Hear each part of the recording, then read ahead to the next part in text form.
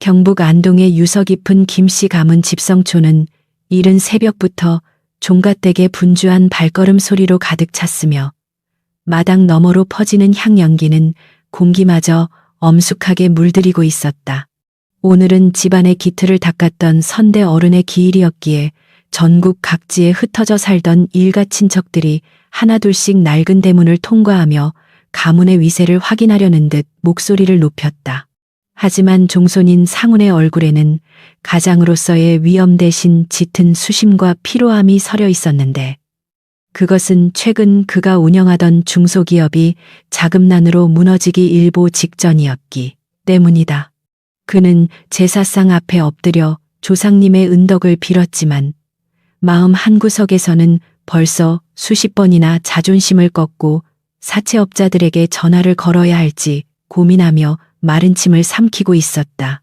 상훈의 곁을 지키는 현재의 아내 정희는 손님들에게 차를 내놓으면서도 유난히 날카로운 신경질을 부리며 부엌일을 돕는 아르바이트생들을 윽박질러 주변의 눈살을 찌푸리게 만들었다. 그녀는 남편의 사업이 기운 것을 은폐하기 위해 일부러 더 비싼 옷을 차려입고 금부치를 둘렀으나 가식적인 미소 아래 숨겨진 불안감은 그녀의 떨리는 손끝에서 고스란히 묻어났다. 무엇보다 그녀가 낳은 두 아들은 문중 어른들이 지켜보는 앞에서도 스마트폰 게임에만 몰두하거나 예의 없는 언행을 일삼아 가문의 수치라는 수군거림이 담장 너머까지 퍼져나가고 있었다. 종갓집 마당에 모인 친척들은 겉으로는 위로의 말을 건넸지만 속으로는 이 집안이 어디까지 추락할지를 계산하며 차가운 시선을 보내는 것이 오늘날의 냉혹한 현실이었다. 그때 집안의 최고 어른인 80 중반의 노마님은 상훈을 불러앉히고는 24년 전 집안에서 쫓겨나듯 떠났던 첫째 며느리 은숙의 이름을 나직이 읊조리며 한숨을 내쉬었다. 노마님은 은숙이 단지 가문의 엄격한 규칙을 견디지 못하고 도망친 줄로만 알고 있었지만 사실은 정의와의 불륜 사실을 은폐하기 위해 상훈이 은숙을 몰아냈다는 진실을 가슴에 묻고 있었다. 당시 은숙은 갓 돌이 지난 아들을 품에 안고 단 한 푼의 위자료도 받지 못한 채 어두운 밤길을 걸어 나갔으며 그날 이후로 가문 내에서 그녀의 이름은 금기시된 지 오래였다. 상훈은 노마님의 질책에 애써 태어난 척하며 그 여자는 이미 죽었거나 어딘가에서 비참하게 살고 있을 것이라며 차갑게 대꾸했지만 그의 심장은 묘한 불길함에 가쁘게 뛰었다. 제사가 정점에 달해 모든 친척이 사당 앞에 모여 절을 올리려던 찰나 대문 밖에서 수천만 원대의 고급 세단 여러 대가 자갈길을 짓밟는 육중한 소리가 마을의 정적을 깨트렸다. 마을 입구부터 이어진 검은색 리무진 행렬은 평소 외부인의 출입이 적은 이 조용한 집성촌에 어울리지 않는 이질적인 풍경을 연출하며 사람들의 호기심을 단숨에 자극하기 시작했다. 차문이 열리고 가장 먼저 내린 사람은 마치 유럽의 귀족 부인을 연상시키는 우아한 정장 차림의 여성이었는데 그녀의 기품 있는 몸짓은 세월의 흐름을 비웃듯 찬란하게 빛나고 있었다. 사람들은 그녀가 누구인지 한눈에 알아보지 못했지만 그녀가 고개를 들어 종갓댁 현판을 쳐다보는 순간 상훈은 들고 있던 제기잔을 바닥에 떨어뜨리며 하얗게 질린 얼굴로 비명을 지르듯 멈춰섰다. 그녀는 바로 24년 전 비참하게 쫓겨났던 은숙이었으며 그녀의 곁에는 이제 훤칠한 청년이 된 아들 준호가 어머니를 호위하듯 든든하게 서서 가문을 향해 서늘한 눈빛을 보냈다. 하지만 종갓댁 식구들을 가장 충격에 빠뜨린 것은 은숙의 뒤를 이어내린 낯선 외국인 할머니와 금발이 섞인 이국적인 용모의 아이들이 은숙의 손을 잡고 나타났다는 사실이었다. 세련된 은발의 진주 목걸이를 한 폴란드 출신의 안나 부인은 준호의 장모이자 폴란드에서 거대 기업을 운영하는 명망 높은 가문의 수장으로서 은숙의 제안에 따라 한국을 방문한 것이었다. 은숙은 당황해하는 상훈과 정희를 향해 예의를 갖춘 듯 하면서도 뼈가 있는 목소리로 오랜만에 조상님께 인사를 드리러 왔다며 당당하게 사당 안으로 발을 내디뎌 장례를 뒤흔들었다. 상우는 은숙의 존재만으로도 기가 눌렸는데 그녀가 데려온 푸른 눈의 사돈댁과 혼혈 손주들이 한국 전통 종가의 마당을 밟고 서 있는 광경은 가문의 논리로는 도저히 설명할 수 없는 사태였다. 은숙은 24년의 세월 동안 폴란드로 건너가 허브 농장부터 시작해 화장품 대기업을 일궈낸 성공한 사업가로 돌아왔으며 그녀의 등장은 단순한 방문이 아니라 권력의 역전을 의미했다. 정희는 은숙의 화려한 모습에 질투와 공포를 느끼며 당장 나가라고 소리쳤으나 은숙은 눈 하나 깜짝하지 않고 비서를 통해 가문의 종택 부지가 이미 자신의 명의로 넘어갔음을 알렸다. 이 충격적인 선언에 문중 어른들은 할 말을 잃고 서로의 눈치만 살폈으며 상우는 자신이 무시했던 그 여자가 이제 자신의 생사여탈권을 쥐고 돌아왔음을 깨닫고 주저앉았다. 안나 부인은 폴란드어와 영어를 섞어가며 은숙이 그동안 얼마나 고귀하게 살아왔는지를 설명했고 준호는 유창한 한국어로 아버지였던 남자에게 자신들이 왜 이곳에 왔는지를 명확하게 전달했다. 준호는 이제 폴란드에서 촉망받는 외과 의사이자 현지의 명문가와 결합한 실력자였으며 그는 상훈의 현재 아들들과는 비교조차 할 수 없는 지성과 품격을 온몸으로 발산하고 있었다. 종갓댁 마당에 모인 일가 친척들은 은숙의 성공 신화에 감탄하며 은근히 그녀의 편에 서려는 기색을 보였고 상훈의 권위는 단 몇 분 만에 모래성처럼 허무하게 무너져 내리기 시작했다. 은숙은 사당 앞에 차려진 제사상을 물끄러미 바라보며 이제부터 이 집안의 주인은 조상님의 정신을 지키지 못한 당신들이 아니라 바로 나라고 선언하며 차가운 미소를 지었다. 이국적인 풍경과 전통적인 제사의식이 뒤섞인 종가댁의 마당은 마치 연극 무대처럼 비현실적인 긴장감이 감돌았으며 은숙의 귀환은 가문의 모든 질서를 단번에 재편하는 폭풍이 되었다. 상우는 이 모든 것이 꿈이기를 바랐지만 눈앞에 서 있는 은숙의 단호한 눈동자는 자신이 저지른 과거의 죄과가 이제야 집행되고 있음을 잔인하게 알려주고 있었다. 아이들은 호기심 가득한 눈으로 한옥의 이곳저곳을 살피며 조잘거렸고 폴란드 통기타를 든 수행원은 은숙의 명령에 따라 이 엄숙한 공간에 낯선 선율을 채우며 새로운 시대의 시작을 알렸다. 은숙은 노마님 앞에 다가가 절을 올리며 이제 어머니를 모시고 가겠다고 말했고 상훈과 정희는 그들의 삶이 송두리째 뿌리 뽑힐 것이라는 예감에 서로를 붙잡고 바들바들 떨며 첫날의 악몽을 맞이했다. 안동의 조용한 종가마당은 외제차의 문 닫히는 소리와 낯선 이국어의 대화 소리로 인해 생경한 긴장감에 휩싸였으며 은숙은 그 중심에서 서늘한 평정심을 유지한 채 천천히 주변을 둘러보았다. 24년 전 무거운 가방 하나를 들고 소금기 어린 눈물을 훔치며 이 대문을 나설 때의 비참함은 이제 찾아볼 수 없었으나 그녀의 가슴 한구석에는 여전히 그날의 차가운 빗물이 고여 있는 듯했다. 상우는 넋이 나간 표정으로 은숙과 그 일행을 번갈아 보았고 그의 입술은 무언가 변명을 하려는 듯 미세하게 떨렸지만 어떤 말도 형체가 되어 나오지는 못했다. 특히 은숙 옆에 서서 위풍당당하게 마당을 응시하는 준호의 모습은 상훈의 젊은 시절을 쏙 빼닮아 있었기에 그는 자신의 피부치가 가진 압도적인 존재감에 본능적인 공포를 느꼈다. 상훈의 아내 정희는 상황을 파악하려는 듯 눈을 가늘게 뜨며 은숙의 옷차림과 장신구의 가격을 가늠해 보았으나 은숙이 내뿜는 진품의 아우라는 그녀가 걸친 가짜 금부치들을 순식간에 초라하게 만들었다. 정희는 날카로운 목소리로 여기가 어디라고 감히 서양 사람들을 끌고 들어와 제사를 방해하느냐며 소리를 질렀지만 은숙은 대답 대신 비서에게 눈짓을 보내어 서류 가방에서 묵직한 서류 한 뭉치를 꺼내 들게 했다. 은숙의 비서는 상훈 앞에 다가가 이 종가댁 부지와 가문의 선산이 포함된 토지 매매 계약서 사본을 내밀었고 상훈은 서류에 찍힌 은숙의 법인 인감을 확인하는 순간 다리에 힘이 풀려 주저앉았다. 상훈이 사업 자금을 마련하기 위해 문중 몰래 담보로 잡혔던 토지들이 돌고 돌아 결국 은숙의 손에 들어갔다는 사실은 가문의 파멸을 알리는 종소리와도 같았다.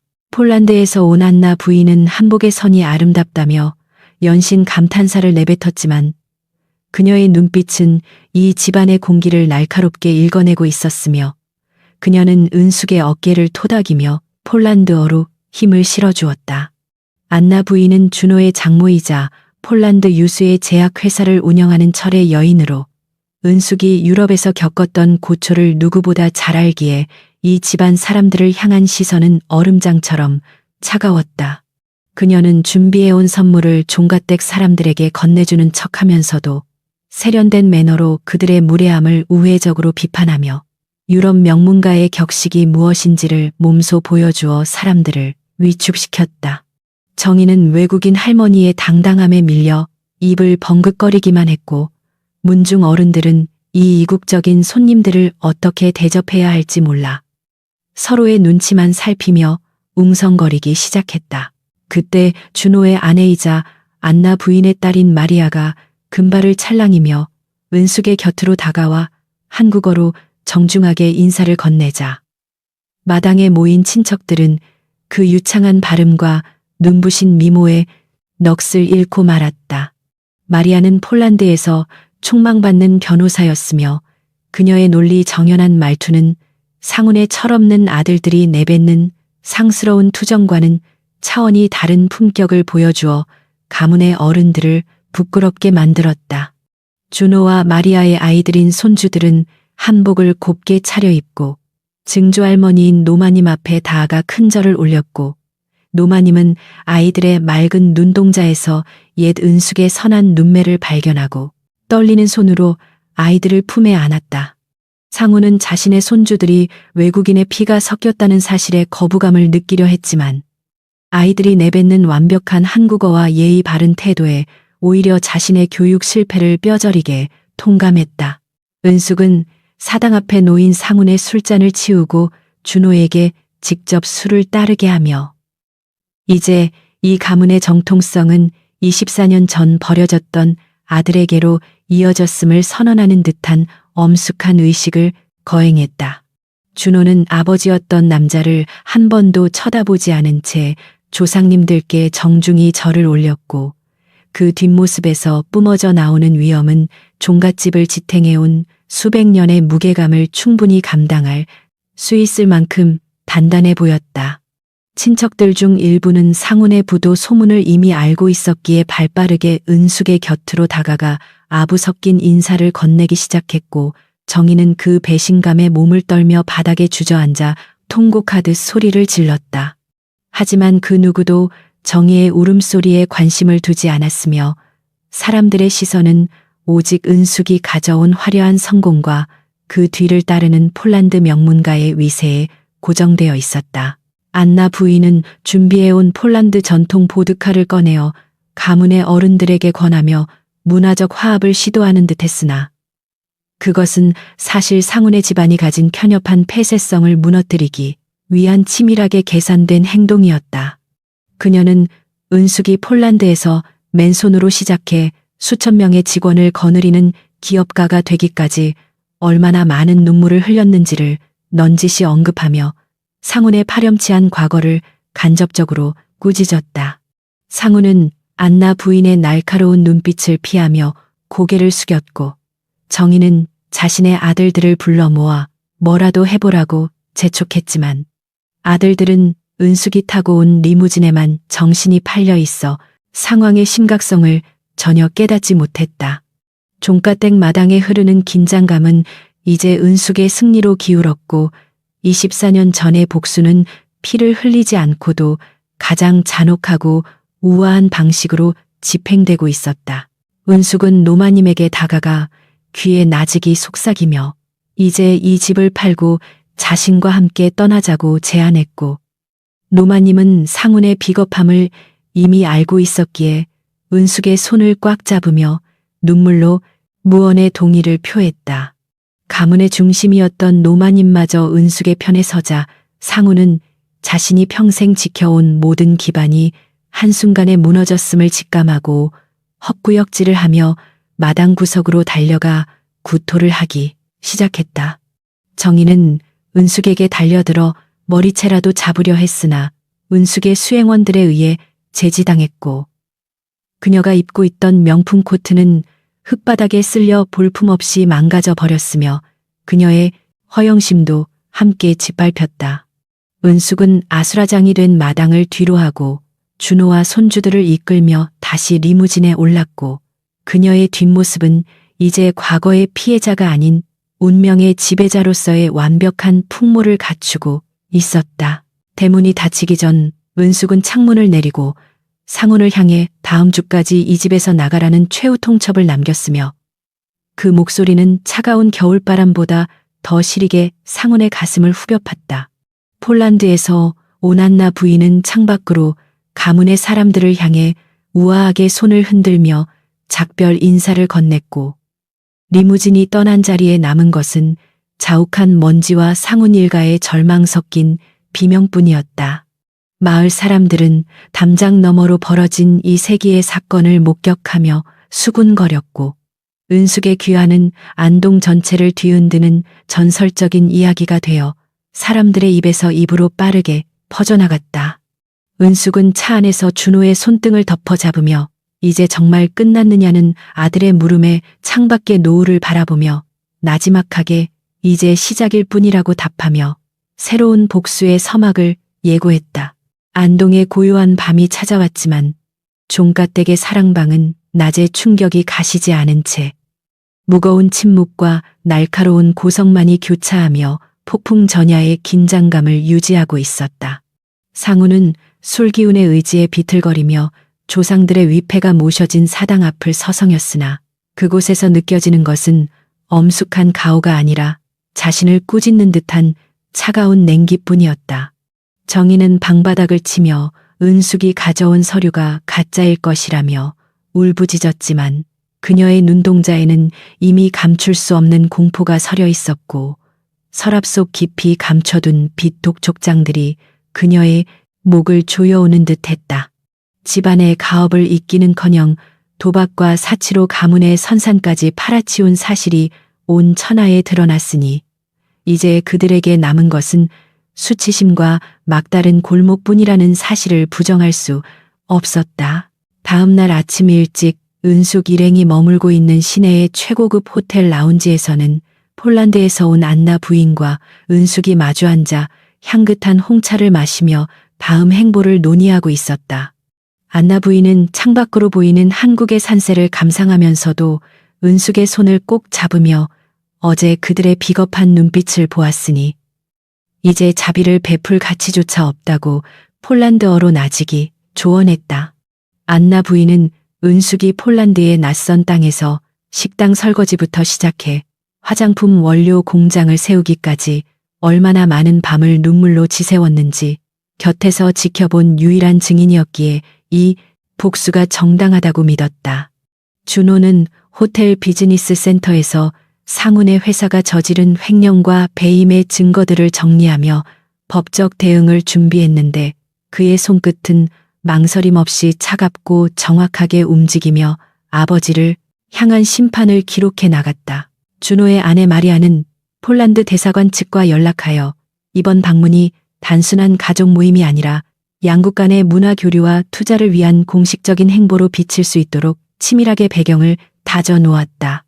그녀는 법률 전문가답게 상훈 일가가 점유하고 있는 종택의 명도 소송을 하루 만에 접수 완료했으며 집행관들이 들이닥칠 시간을 계산하며 은숙에게 안심하라는 미소를 지어 보였다. 은숙의 손주들은 호텔 정원에서 뛰어놀며 한국의 전통 간식을 즐기고 있었으나 그 아이들이 입은 옷 한 벌의 가격은 상훈의 아들들이 한 달 내내 유흥비로 탕진하는 금액보다 훨씬 고가의 명품들이었다. 은숙은 아이들의 천진난만한 웃음소리를 들으며 24년 전 준호를 업고 빗속을 걸을 때 느꼈던 그 지독한 고독이 이제는 완벽한 승리의 배경음악으로 바뀌었음을 실감하며 깊은 숨을 내쉬었다. 오후가 되자 은숙은 안나 부인과 함께 다시 종갓댁을 찾았는데 이번에는 폴란드 대사관에서 파견된 수행원들과 대형 이삿짐 차량들이 동행하여 마을 입구부터 다시 한번 장관을 연출했다. 은숙은 대문을 열고 들어서며 마당 한가운데에 의자를 놓고 앉아 정희에게 당장 짐을 싸서 나가라고 명령했으며 그녀의 목소리는 한치의 흔들림도 없이 얼음처럼 차갑고 단호했다. 정희는 미친 여자처럼 날뛰며 은숙에게 달려들려 했으나 폴란드 경호원들의 위압적인 기세에 눌려 바닥에 주저앉아 흙바닥을 긁으며 비명을 지를 뿐이었고 친척들은 이미 은숙의 편으로 돌아선 지 오래였다.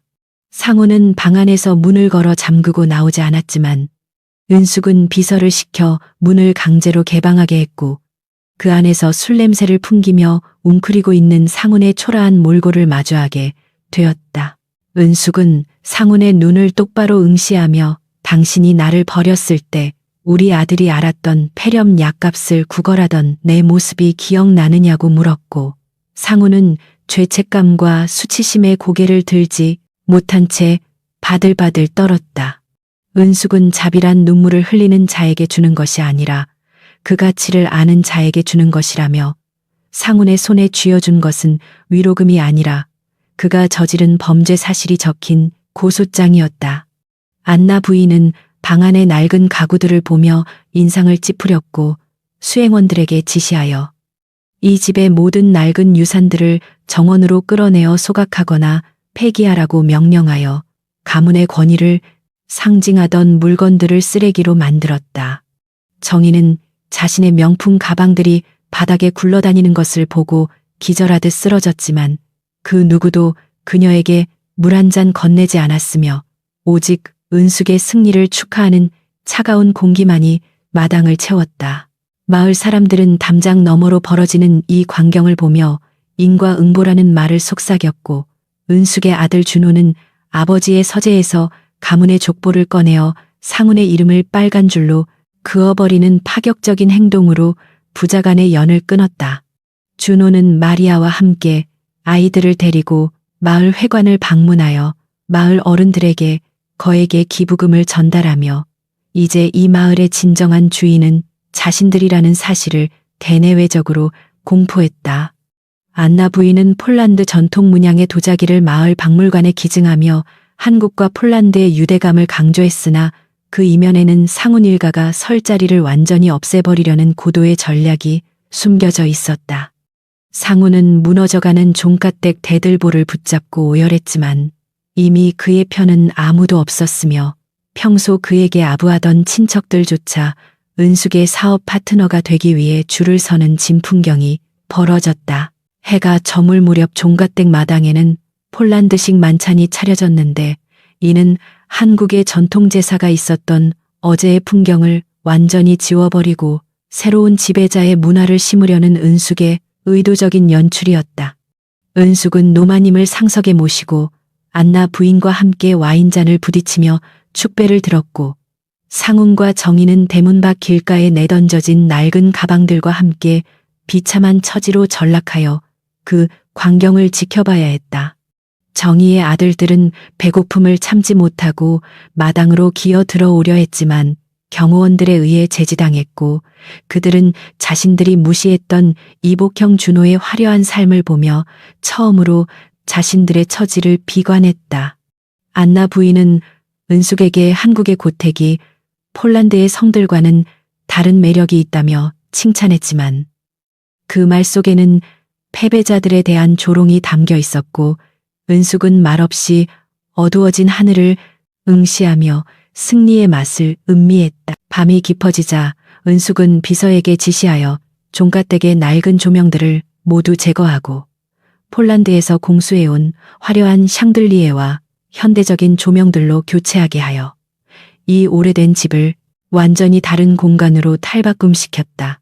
상우는 마을 입구 정자나무 아래서 노숙하며 자신이 평생 지켜온 가문이 단틀. 이틀 만에 외국인의 손길에 의해 난도질 당하는 것을 지켜보며 정신을 잃어갔고 정희는 미친 사람처럼 머리를 풀어헤치고 마을을 배회했다. 은숙은 준호와 손주들을 데리고 새롭게 단장된 안방에 앉아 동화책을 읽어주며 24년 전 빼앗겼던 안방마님의 자리를 가장 화려하고 잔인한 방식으로 되찾았음을 스스로에게 증명해 보였다. 마당에는 폴란드 민요가 낮게 깔리며 한국의 전통 마을의 기묘한 조화를 이루었고, 은숙은 이제 이 집안에 남은 상훈의 흔적을 하나하나 지워나가는 마지막 작업을 준비하며 차가운 미소를 머금었다. 다음 날 아침, 안동의 작은 시골 마을은 대한민국 주요 경제신문과 방송사 취재 차량들이 몰려들며 전례 없는 북새통을 이루기 시작했는데, 이는 은숙의 귀국 소식이 재계에 공식적으로 알려졌기 때문이었다.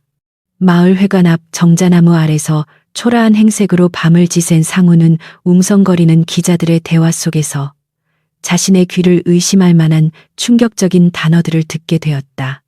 기자들은 유럽 천연 화장품의 여왕, 폴란드 10대 기업, 연매출 2조 원의 신화라는 수식어를 쏟아내며 은숙의 이름을 연호하고 있었고, 상우는 멍하니 그 광경을 바라보았다. 그가 알던 은숙은 24년 전 분유값이 없어 쩔쩔매던 가녀린 여인이었으나 지금 세상이 말하는 그녀는 상상조차 할 수 없는 거대한 제국의 통치자였다. 은숙이 설립한 루미나 허브는 폴란드의 청정 자연에서 채취한 원료를 바탕으로 유럽 전역의 백화점을 장악한 프리미엄 화장품 브랜드였으며, 그녀는 동양인 여성 최초로 폴란드 경제인 협회 부회장직을 맡고 있었다. 종가댁 마당에 설치된 대형 스크린에서는 은숙의 성공 스토리를 다룬 다큐멘터리가 방영되고 있었는데, 친척들은 화면 속에서 폴란드 대통령과 악수를 나누는 은숙의 모습을 보며 입을 다물지 못했다. 정희는 찢어진 코트를 여미며 화면을 노려보았지만 화면 속 은숙이 입고 있는 드레스 한 벌 가격이 자신의 전 재산보다 비싸다는 사실을 직감하고 절망감에 고개를 떨구었다.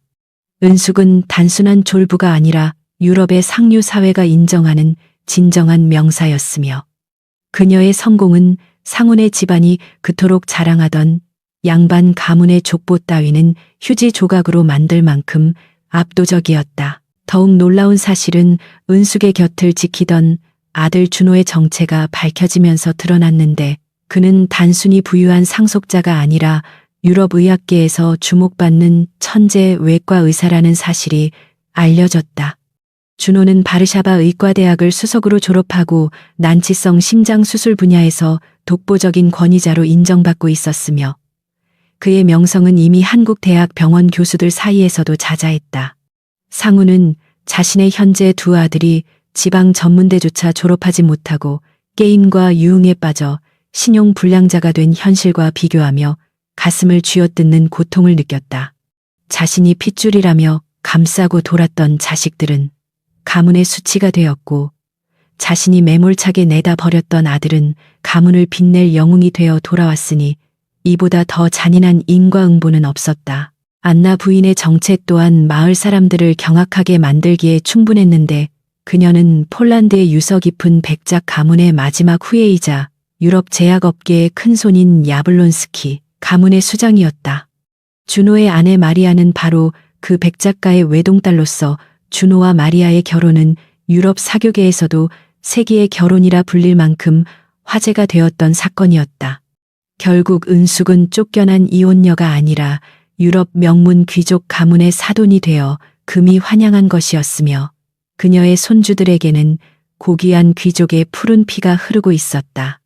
상훈의 집안이 그토록 뼈대 있는 가문임을 강조하며 은숙을 무시했던 과거가 이제는 국제적인 웃음거리가 될 처지에 놓였으며, 문중 어른들은 쥐구멍이라도 찾고 싶은 심정으로 고개를 숙였다.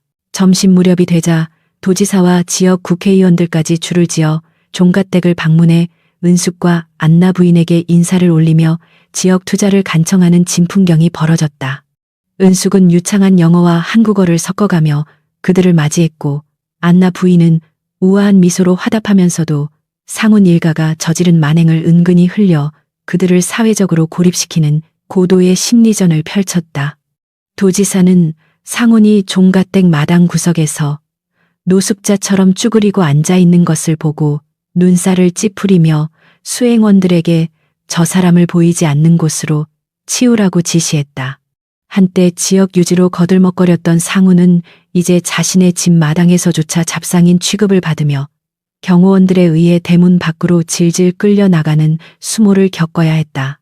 정희의 아들들은 준호가 타고 온 최고급 스포츠카 주위를 기웃거리며 흠집이라도 낼 듯이 질투 어린 시선을 보냈지만 차마 손을 대지는 못하고 침만 삼켰다. 그들은 준호에게 다가가 형님이라 부르며 비굴한 웃음을 지어 보였으나 준호는 차가운 눈빛으로 나는 당신 같은 동생을 둔 적이 없다며 그들을 벌레 보듯 무시했다. 준호의 아들인 어린 손자가 다가와 삼촌들이라고 주장하는 그들에게 우리 아빠는 영웅인데 아저씨들은 왜 거지처럼 하고 있어요? 라고 천진난만하게 물어 그들의 자존심을 산산조각 냈다. 그 말은 악에 없는 순수함에서 나온 것이었기에 더욱 뼈아팠고 주변에 있던 마을 사람들은 그 통쾌한 한방에 킬킬거리며 웃음을 터뜨렸다. 오후가 되자 은숙은 안나 부인과 함께 기자회견을 열어 이번 방문의 진짜 목적을 발표했는데 그것은 단순한 고향 방문이 아니라 안동 지역의 대규모 허브 농장과 천연 화장품 연구소를 설립하기 위함이었다.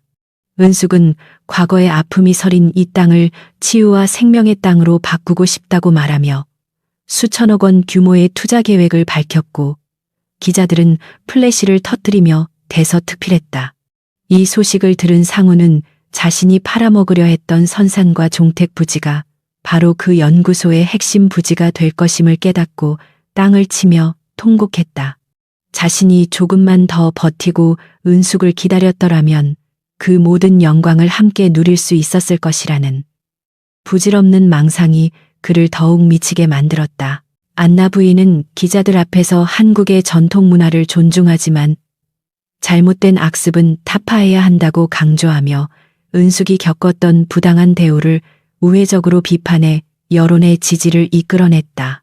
인터넷에서는 이미 상훈 일가의 신상이 털리기 시작했고 조강지쳐 버리고 망한 집안이라는 제목으로 그들의 악행이 실시간으로 퍼져나가며 전 국민적인 공분을 샀다.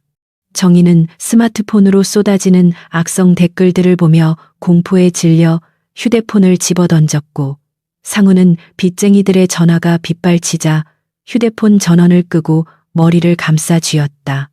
은숙이 가져온 것은 단순한 돈다발이 아니라 상훈 일가가 평생 쌓아온 위선과 허위를 세상에 낱낱이 까발리는 진실의 거울이었다. 해질녘 은숙은 준호와 함께 종갓댁 뒤편의 대나무 숲을 거닐며 24년 전 자신이 숨죽여 울었던 그 장소를 다시 마주했다. 준호는 어머니의 어깨를 감싸며 이제 어머니가 이 숲의 주인이니 더 이상 울지 마세요라고 위로했고 은숙은 든든한 아들의 품에 기대어 고개를 끄덕였다. 대나무 숲 사이로 불어오는 바람은 예전과 달리 상쾌했고 멀리서 들려오는 상훈의 한탄 소리는 이제 그들에게 아무런 감정의 동요도 일으키지 못하는 소음일 뿐이었다. 은숙은 내일 있을 마을 잔치를 준비하라고 비서에게 지시하며 이 잔치가 상훈 일가에게는 지옥의 불길이 되고 자신에게는 승리의 축포가 될 것임을 예감했다. 밤이 되자 종갓댁 안채에서는 안나 부인과 마리아가 주도하는 폴란드식 파티가 열렸고 초대받은 마을 사람들은 처음 맛보는 유럽 음식과 문화에 흠뻑 빠져들었다. 반면 대문 밖 어둠 속에 남겨진 상훈과 정희 그리고 두 아들은 배고픔과 추위에 떨며 화려한 불빛이 새어나오는 담벼락을 하염없이 바라봐야만 했다. 정희는 상훈에게 당신이 그때 저 여자를 잡았어야지라며 악을 썼고 상훈은 네가 꼬리치지만 않았어도라고 맞받아치며 서로를 물어뜯는 추악한 싸움을 시작했다. 그들의 비명은 파티장의 즐거운 음악 소리에 묻혀 사라졌고 은숙은 샴페인 잔을 들고 밤하늘의 달을 올려다보며 24년 묵은 체증이 비로소 내려가는 듯한 해방감을 만끽했다. 아침 햇살이 안동 종갓댁의 기와 지붕 위로 쏟아져 내리며 밤새 어둠 속에 잠겨있던 고택의 윤곽을 선명하게 드러냈고 마당에는 어제와는 전혀 다른 생경하고도 활기찬 공기가 흐르고 있었다. 은숙의 손주들인 레오와 미아는 이른 아침부터 곱게 개량한 생활한복을 입고 마당을 뛰어다니며 최신형 드론을 날리고 있었는데 그 모습은 마치 과거와 현재 그리고 동양과 서양이 기묘하게 조화된 한 폭의 그림 같았다. 상우는 밤새 이슬을 맞으며 대문 밖 차가운 흙바닥에서 쪽잠을 잤기에 온몸이 쑤시고 몰골이 말이 아니었지만 담장 너머로 들려오는 아이들의 맑은 웃음소리에 홀린 듯 비틀거리는 몸을 일으켜 세웠다. 그는 틈이 벌어진 대문 사이로 자신의 핏줄이지만 파란 눈을 가진 저 아이들을 훔쳐보며 가슴 깊은 곳에서 솟구치는 알 수 없는 혈육의 정과 뒤늦은 후회로 목이 메어왔다. 레오가 조종하는 드론이 마당 상공을 우아하게 선회하자 정희의 아들인 민석과 민재가 부스스한 얼굴로 사랑채에서 기어나와 그 광경을 멍하니 쳐다보고 있었다. 민석은 30이 넘은 나이에도 직업 없이 부모 등골만 빼먹고 사는 한량이었기에 레오가 날리는 드론이 수백만 원을 호가하는 최고급 모델임을 단번에 알아보고 탐욕스러운 눈빛을 번뜩였다. 그는 조카뻘도 되지 않는 어린아이에게 다가가야 그거 이리 좀 줘봐. 삼촌이 한번 날려보자라며 거들먹거렸고 예의라고는 찾아볼 수 없는 그의 말투는 아침의 평화로운 정적을 거칠게 찢어놓았다. 레오는 낯선 아저씨의 무례한 요구에 당황하지 않고 침착하게 드론을 착륙시킨 뒤 유창한 한국어로 이건 제 물건입니다. 허락 없이 만지려 하는 것은 예의가 아니라고 배웠습니다라고 또박또박 대꾸했다. 10살밖에 되지 않은 아이에게 훈계를 들은 민석은 얼굴이 불그락푸르락해져서 이 녀석이 어디 어른한테 말대꾸야. 머리 색깔만 노랗지 아주 싸가지가 없네라며 손을 치켜들고 위협적인 태도를 취했다. 하지만 레오는 눈 하나 깜짝하지 않고 어른이 어른다워야 존경을 표하죠. 남의 물건을 탐내는 건 도둑이나 하는 짓입니다. 라며 민석의 뼈를 때리는 논리로 맞받아쳤다. 곁에 있던 7살 미아까지 거들며 우리 할머니가 그랬어요. 나이를 헛먹는 사람들이 세상에서 제일 불쌍하다고. 아저씨가 딱 그런 사람인가 봐요. 라고 천진난만한 표정으로 팩트 폭격을 날려 민석을 말문이 막히게 만들었다. 이 장면을 숨어서 지켜보던 상우는 자신의 아들이 어린 조카들에게 조롱당하는 모습을 보며 쥐구멍에라도 숨고 싶은 수치심을 느꼈지만 동시에 저 똑똑한 아이들이 자신의 진짜 손주라는 사실에 묘한 전율을 느꼈다. 민석이 분을 참지 못하고 레오의 멱살을 잡으려던 찰나 준호가 맹수처럼 달려와 민석의 손목을 낚아채 비틀어 버렸고 마당에는 민석의 비명 소리가 울려 퍼졌다. 준호는 싸늘한 눈빛으로 이복 동생을 내려다보며 내 아들의 몸에 손끝 하나라도 댔다간 내 팔을 평생 쓰지 못하게 만들어주겠다고 낮게 으르렁거렸다. 외과 의사로서 인체의 급소를 누구보다 잘 아는 준호의 손길은 정확하고도 치명적이었기에 민석은 고통에 몸부림치며 바닥에 나뒹굴었고 정희가 비명을 지르며 뛰쳐나와 아들을 감싸 안았다. 정희는 어디 형제한테 행패냐며 악을 썼지만 준호는 코웃음을 치며 형제 누가 내 형제입니까? 기생충처럼 부모 등골이나 파먹는 당신 아들들이 내 형제라니 모욕적이군요라고 일갈하여 정희의 말문을 막아버렸다. 소란을 듣고 나온 은숙과 안나 부인이 마루에 서서 이 광경을 지켜보고 있었는데 안나 부인은 혀를 차며 폴란드어로 첵스. 가정교육이 얼마나 중요한지 보여주는 살아있는 예시구나라고 비꼬았다. 은숙은 천천히 계단을 내려와 아이들을 자신의 등 뒤로 보호하며 상훈을 향해 당신이 24년 동안 만든 결과물이 고작 저런 건달들이라니 정말 안타깝군요라고 차갑게 쏘아붙였다. 상훈은 대문 틈에서 걸어 나와 은숙 앞에 무릎을 꿇고 싶은 심정이었으나 마지막 남은 자존심이 그의 발목을 잡아 그저 고개를 숙인 채 부들부들 떨기만 했다. 레오는 아빠인 준호에게 다가가 아빠. 저 사람들이 우리 친척이에요. 왜 이렇게 교양이 없어요? 라고 순수하게 물었고 그 질문은 비수가 되어 상훈의 심장에 깊숙이 박혔다. 상훈은 용기를 내어 아이들에게 다가가 떨리는 목소리로 내가 너희 할아버지다라고 고백했지만 아이들의 반응은 그가 예상했던 감동적인 상봉과는 거리가 멀어도 한참 멀었다. 미아는 상훈을 위아래로 훑어보더니 거짓말쟁이. 우리 할아버지는 오래전에 돌아가셨다고 했어요. 그리고 할아버지는 훌륭한 분이라고 했는데 아저씨는 그냥 거지 같잖아요. 라고 냉정하게 말했다. 상훈은 아이의 말에 큰 충격을 받고 비틀거렸는데 그것은 자신이 지난 세월 동안 은숙과 준호에게 죽은 사람이나 다름없는 존재로 취급받았다는 사실을 확인사살 당했기 때문이었다. 준호는 아이의 머리를 쓰다듬으며 미아 말이 맞단다. 생물학적 유전자가 같다고 해서 다 가족은 아니야. 너희에게 할아버지는 안 계신다라고 못을 박아 상훈의 존재를 철저히 부정했다. 정희는 자신의 아들이 당하는 꼴을 보고 분에 못 이겨 너희가 아무리 잘나도 뿌리는 못 속여. 저 애들도 결국 김씨 집안 피 아니냐라며 악담을 퍼부었다. 하지만 안나 부인은 우아하게 부채를 펼치며 피보다 중요한 건 품격이죠. 이 아이들은 당신네 집안의 핏줄이 아니라 우리 야블론스키 가문의 교육과 사랑으로 자란 아이들입니다. 라고 반박했다. 안나 부인의 말은 단순한 반박을 넘어 상훈 일가가 그토록 집착하던 혈통주의의 허상을 완벽하게 깨부수는 선언이었으며 주변에서 구경하던 마을 사람들도 고개를 끄덕이며 동조했다. 레오는 민석이 떨어뜨린 드론을 집어들며 물건은 돈으로 살 수 있지만 명예는 살 수 없어요. 삼촌이라고 부르기도 부끄러운 분들이네요. 라고 마지막 일침을 가하고는 쿨하게 돌아섰다.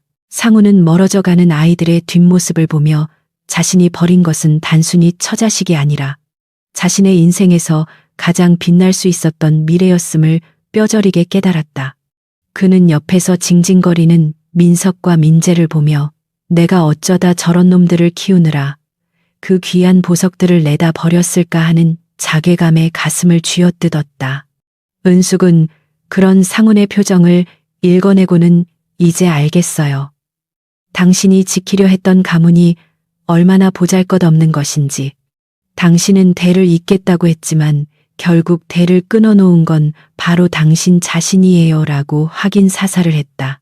상훈의 두 눈에서는 뜨거운 눈물이 흘러내려 볼을 타고 흙바닥으로 떨어졌지만 그 눈물은 동정을 받기에는 너무나 늦고 더러운 회한의 눈물일 뿐이었다. 오전 내내 마을은 아이들의 영민함과 상훈 아들들의 무식함을 비교하는 이야기로 떠들썩했고 사람들은 씨 도둑은 못한다더니 준호가 낳은 자식들은 다른 애라며 혀를 내둘렀다. 반면 정희의 아들들은 마을 슈퍼 앞에서 소주를 까마시며 신세 한탄을 하다가 마을 어른들에게 젊은 놈들이 일은 안 하고 낮술이나 처먹는다며 호되게 야단을 맞고 쫓겨나는 수모를 겪었다. 상훈은 이 모든 상황이 지옥 같았지만 떠날 수도 없었는데 그것은 은숙이 자신에게 아직 할 말이 남았다며 저녁 식사에 초대했기 때문이었다. 그것은 화해의 제스처가 아니라 마지막 심판을 위한 소환장임을 직감하면서도 상훈은 지푸라기라도 잡는 심정으로 그 제안을 받아들일 수밖에 없었다. 은숙의 손주들은 오후가 되자 마을 회관에서 열린 한글 서예 교실에 참여했는데 서툰 솜씨지만 진지하게 붓을 잡고 효셔라는 글자를 써 내려가는 모습에 마을 노인들은 감탄을 금치 못했다. 반면 상훈은 서예는커녕 자신의 이름 석자도 부끄러워 어디에도 남기지 못하는 처지가 되어 담벼락 그늘에 숨어 그 모습을 훔쳐보아야만 했다. 미아가 쓴 삐뚤빼뚤한 글씨를 보며 흐뭇하게 웃는 준호의 모습은 상훈이 평생 꿈꿔왔던 이상적인 가장의 모습이었으나 정작 그 자리에 서 있는 것은 자신이 아니었다. 아이들은 자신들을 훔쳐보는 상훈의 시선을 느꼈지만 아는 척하지 않았고 그 무관심은 상훈에게 그 어떤 비난보다 더 큰 고통을 안겨주었다. 저녁 식사 시간이 다가오자 종갓댁 마당에는 화려한 조명이 켜지고 테이블 위에는 최고급 요리들이 세팅되기 시작했는데 그 향기는 굶주린 상훈 일가의 배를 더욱 고통스럽게 만들었다. 은숙은 화려한 이브닝 드레스로 갈아입고 안나 부인과 함께 테이블 상석에 앉아 상훈이 들어오기를 기다리고 있었다. 상훈은 낡은 양복을 털어입고 쭈뼛거리며 대문을 들어섰고 정희와 두 아들도 염치불구하고 그 뒤를 따라 들어왔다. 레오와 미아는 저녁 식사 자리에서도 흐트러짐 없는 테이블 매너를 보여주며 나이프와 포크를 우아하게 사용했고 젓가락질조차 제대로 못해 음식을 흘리는 민석 형제와 극명한 대조를 이루었다. 안나 부인은 와인잔을 흔들며 자, 이제 진짜 가족과 가짜 가족이 한자리에 모였으니 진실을 이야기해 볼까요? 라고 말문을 열어 저녁 식사가 단순한 만찬이 아님을 예고했다. 상우는 아이들의 맑은 눈동자를 똑바로 쳐다볼 수 없어 고개를 숙였고 미아는 그런 상훈에게 다가와 빵 한 조각을 건네며 할머니가 배고픈 사람에게는 음식을 나누라고 했어요. 이거 드세요. 라고 말했다. 그것은 순수한 호의였지만 상훈에게는 자신이 거짓 취급을 받는다는 사실을 확인시켜주는 잔인한 친절이었다. 상훈은 떨리는 손으로 빵을 받아들고 울음을 터뜨렸고 정희는 자존심도 없냐며 남편을 타박했지만 정작 자신은 허겁지겁 고기를 집어먹느라 정신이 없었다. 준호는 그 추악한 광경을 차가운 눈으로 내려다보며 자신의 아이들에게 잘 봐두렴. 사람이 욕심에 눈이 멀면 어떻게 되는지를 보여주는 반면교사란다. 라고 교육했다. 이 식사 자리는 상훈에게 있어 지옥의 불구덩이보다 더 뜨겁고 고통스러운 참회의 형장이 되고 있었다.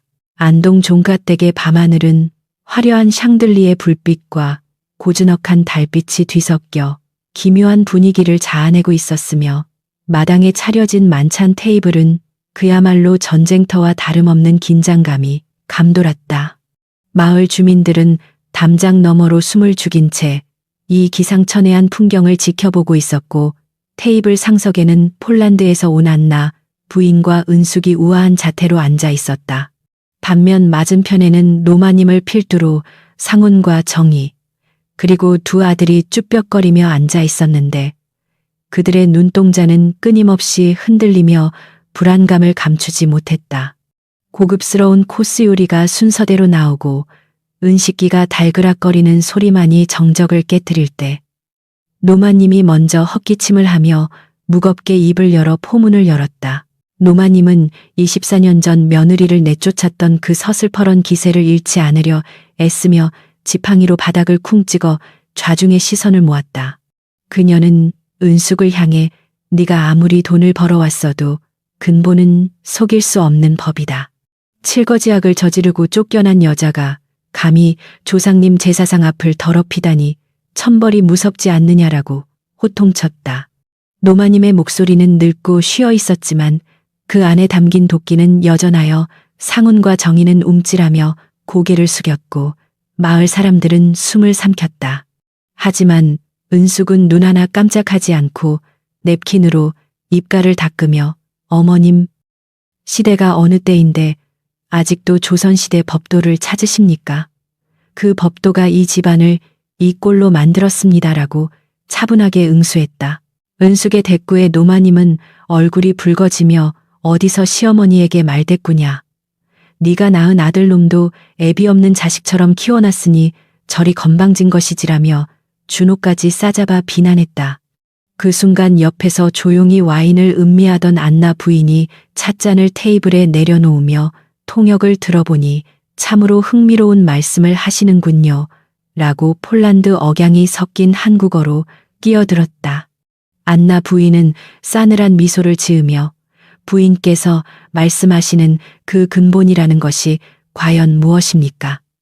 며느리를 종처럼 부리고 손자를 내다 버리는 것이 당신네 가문의 고귀한 근본입니까? 라고 직격탄을 날렸다. 그녀의 말투는 고상했지만 그 내용은 날카로운 칼날처럼 노마님의 폐부를 찔렀고 통역을 맡은 마리아의 목소리는 마당 전체에 또렷하게 울려 퍼졌다. 노마님은 푸른 눈의 외국인이 자신을 가르치려 든다는 사실에 분기탱천하여 서양 오랑캐가 어디서 감히 양반 가문의 법도에 끼어드느냐라고 소리를 질렀다. 하지만 안나 부인은 여유롭게 웃으며 유럽의 귀족 사회에서도 가장 경멸하는 것이 바로 당신처럼 혈통만 내세우며 책임은 지지 않는 사람들입니다. 우리는 그것을 전통이라 부르지 않고 오만이라고 부르죠라고 받아쳤다.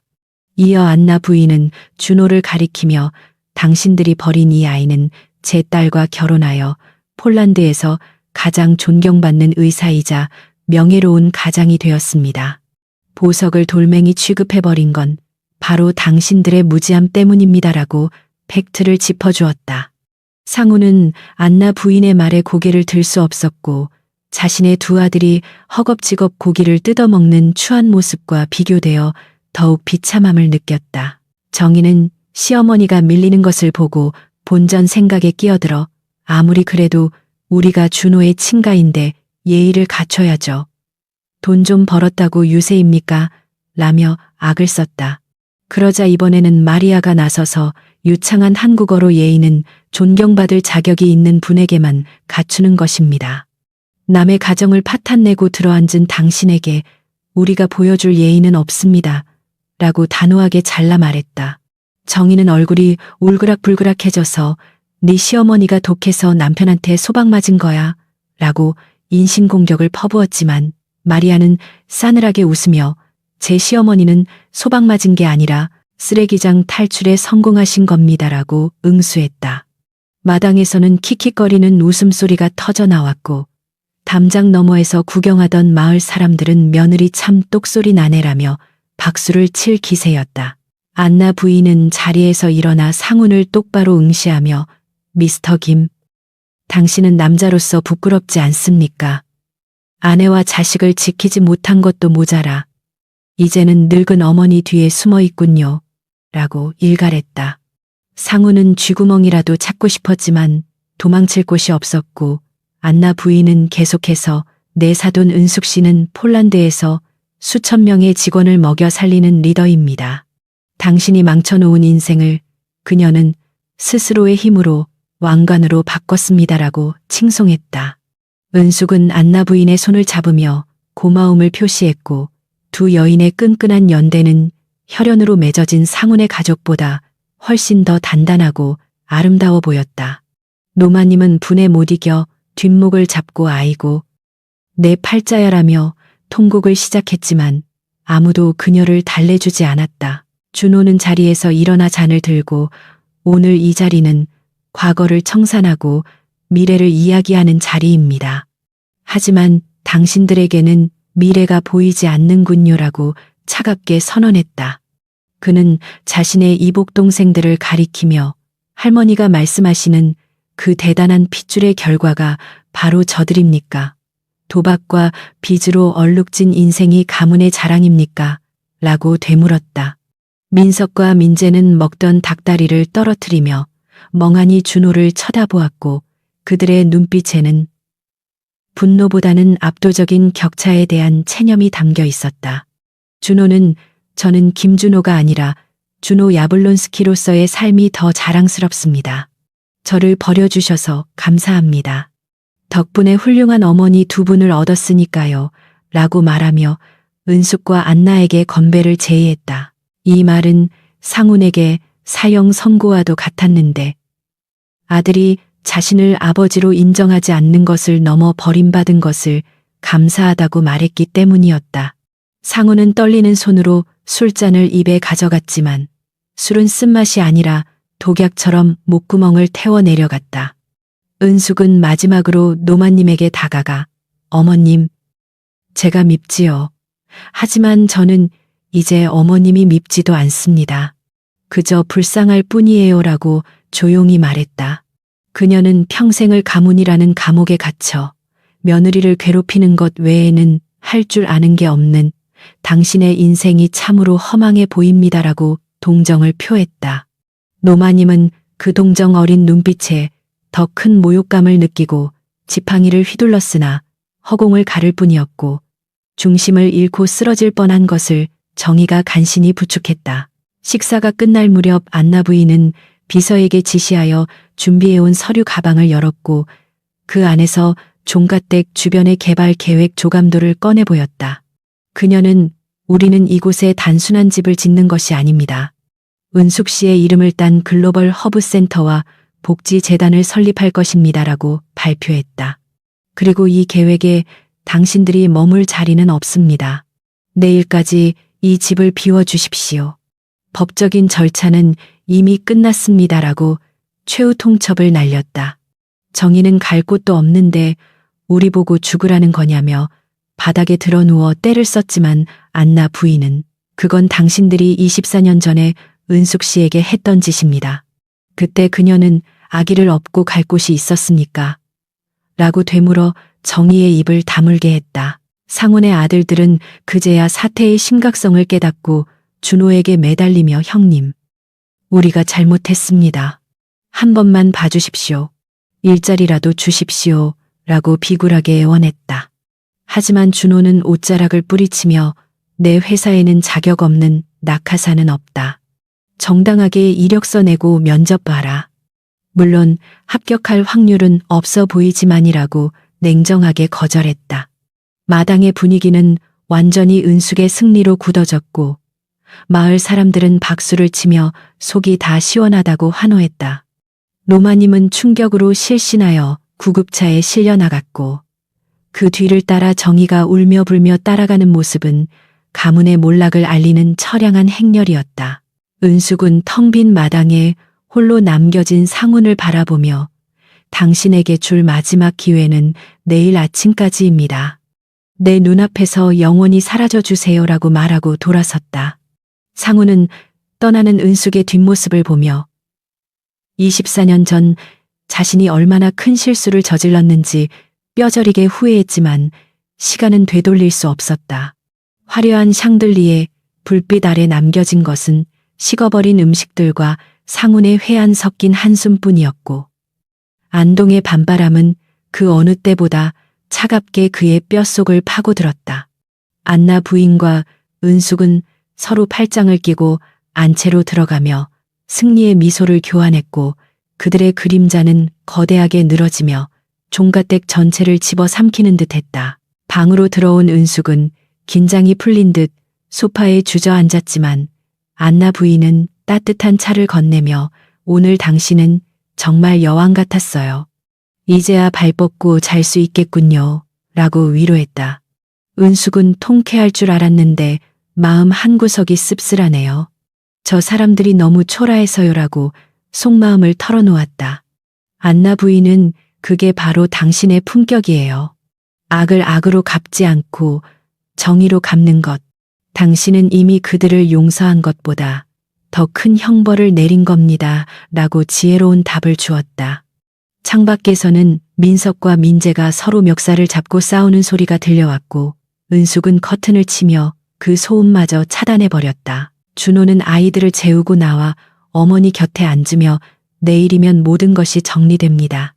이제 폴란드로 돌아가실 건가요? 라고 물었다. 은숙은 고개를 저으며 아니, 나는 여기에 남을 거다. 이 땅을 다시 생명의 땅으로 만드는 것이 내 마지막 꿈이야 라고 대답했다. 안나 부인은 나도 당분간 여기 머물며 사돈을 돕겠어요.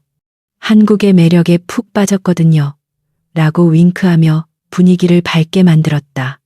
세 사람은 서로를 마주보며 웃음을 터뜨렸고 그 웃음소리는 담장을 넘어 마을 전체로 퍼져나가며 새로운 시대가 왔음을 알렸다. 밤이 깊어가고 상우는 마당에 꺼진 조명 아래 홀로 앉아 자신이 버렸던 아들의 돌사진을 품속에서 꺼내보며 오열했다. 그는 자신이 지키려 했던 헛된 명예가 결국 자신을 찌르는 칼날이 되었음을 깨달았지만 이미 엎질러진 물이었다. 내일이면 쫓겨날 신세가 된 그는 마지막으로 은숙에게 무릎 꿇고 빌어야 할지 아니면 조용히 사라져야 할지 고뇌하며 밤을 지새웠다. 하지만 은숙은 이미 그를 용서와 증오의 대상이 아닌 그저 스쳐 지나가는 타인으로 여기고 있다는 사실이 그를 더욱 비참하게 만들었다. 안동 종갓댁의 밤은 그렇게 한 가문의 몰락과 새로운 가문의 탄생을 알리며 깊어가고 있었다. 날이 밝아오자 안동 종갓댁의 아침 공기는 어제와는 사뭇 다른 서늘함으로 가득 차 있었으며 밤새 뒤척이며 한숨으로 지새운 상훈의 눈가는 탁에 들어가 있었다. 그는 마당 한 구석에 쪼그리고 앉아 자신의 집이었으나 이제는 남의 소유가 되어버린 고택의 기와지붕을 올려다보며 지난밤의 악몽이 현실임을 뼈저리게 자각하고 있었다. 대문 밖에는 이미 이른 새벽부터 빚쟁이들이 고용한 용역들이 진을 치고 앉아 상훈이 나오기만을 기다리고 있었고 그들의 거친 욕설은 담장을 넘어 집 안까지 생생하게 들려왔다. 상훈은 이제 가문의 체면 따위는 사치에 불과하며 당장 오늘 하루를 어떻게 살아남아야 할지 막막한 생존의 공포 앞에 직면해 있었다. 정희는 퉁퉁 부은 눈으로 안방 문을 열고 나오다 마당에 진을 치고 있는 폴란드 경호원들을 보고 기겁하여 다시 방으로 숨어버렸고 두 아들은 이불 속에서 나오지도 않은 채 현실을 도피하고 있었다. 상훈은 마지막 자존심을 버리고 은숙에게 매달려야만 이 지옥 같은 상황에서 벗어날 수 있다는 결론에 도달했고 떨리는 다리를 부여잡고 은숙이 머물고 있는 별채 사랑방으로 향했다. 사랑방 앞을 지키고 있던 경호원이 그를 제지하려 했으나 때마침 문을 열고 나온 준호가 그를 발견하고 잠시 무언가 생각하더니 들여보내라는 신호를 보냈다. 상훈은 아들의 차가운 눈빛에 위축되면서도 마치 죄인이 재판장 앞에 서듯 조심스럽게 방 안으로 발을 들여놓았다. 방 안은 이미 낡은 가구들이 치워지고 은숙이 가져온 현대적인 집기들로 채워져 있었으며 창가에 앉아 차를 마시는 은숙의 모습은 이 집의 완벽한 주인처럼 평온해 보였다. 은숙은 상훈이 들어와도 눈길 한번 주지 않은 채 찻잔의 온기만을 느끼고 있었고 그 침묵은 상훈의 숨통을 서서히 조여왔다. 상훈은 마른 침을 삼키며 여보, 아니, 은숙 씨라고 힘겹게 입을 떼었으나 자신의 목소리가 너무나 초라하게 떨리고 있음을 느끼고 얼굴이 화끈거렸다. 그는 바닥에 무릎을 꿇고 내가 죽을 죄를 지었소. 하지만 지금 밖에는 사채업자들이 진을 치고 있고 어머니는 병원에 계시오. 제발 한 번만 살려주시오라고 애원했다. 은숙은 천천히 고개를 돌려 바닥에 엎드린 상훈을 내려다보았는데 그녀의 눈빛에는 분노도 증오도 아닌 그저 길가에 버려진 낡은 물건을 보는 듯한 무관심만이 담겨 있었다. 그녀는 찻잔을 내려놓으며 살려달라. 24년 전 내가 아이를 업고 이 방에서 쫓겨날 때 당신에게 했던 말이 바로 그거였어요. 그때 당신이 뭐라 했는지 기억합니까? 라고 나직이 물었다. 상훈은 과거의 기억을 떠올리며 몸서리쳤는데 당시 그는 은숙의 바짓가랑이를 매몰차게 뿌리치며 내 집에서 당장 나가 재수 없는 소리 하지 말고 라고 소리쳤던 자신의 목소리가 환청처럼 들려왔기 때문이었다. 그는 바닥에 머리를 또 쓰며 그때는 내가 미쳤었소. 귀신에 씌었는지 정희 말만 믿고 내가 천벌을 받을 놈이오라고 변명했지만 그 말은 오히려 은숙의 비웃음을 살 뿐이었다. 은숙은 귀신 탓하지 마세요. 그건 당신의 본성이었고 당신의 선택이었습니다. 그리고 지금 당신이 비는 것도 반성이 아니라 공포 때문이잖아요. 라고 전곡을 찔렀다. 그녀는 자리에서 일어나 창가로 다가가며 나는 당신을 용서할 생각이 추호도 없어요. 하지만 내 아들의 생물학적 아버지가 길거리 객사하는 꼴을 보여주고 싶지도 않군요. 라고 묘한 여운을 남겼다. 은숙의 말에 상훈은 고개를 번쩍 들며 희망의 빛을 보았고 무엇이든 하겠소. 시키는 대로 다 할 테니 빚만 좀 해결해 주시오라고 다급하게 매달렸다. 은숙은 책상 서랍에서 미리 준비해둔 두툼한 계약서를 꺼내 상훈의 앞에 던져주었는데 그것은 단순한 채무변제 계약서가 아니라 상훈의 인생을 송두리째 바꿀 제안서였다. 은숙은 이 종갓댁과 선산, 그리고 당신이 가진 모든 부동산의 소유권을 내 재단으로 넘기세요. 그 대가로 당신 회사의 부채를 정리해 주겠습니다라고 제안했다. 하지만 그녀의 다음 조건이 상훈을 얼어붙게 만들었는데 단 조건이 있어요. 당신과 정희 그리고 그 아들들은 오늘부로 안동을 떠나 다시는 내 눈앞에 그리고 준호 앞에 나타나지 않는다는 각서에 서명하세요라는 것이었다. 상훈은 여기가 내 고향이고 내 뿌리인데 어디로 가란 말이오 라고 항변하려 했으나 은숙은 차갑게 말을 잘랐다. 뿌리 썩은 뿌리는 잘라내야 새싹이 돋는 법입니다. 당신이 지키려던 그 가문은 이미 당신 손으로 망쳤어요. 선택하세요.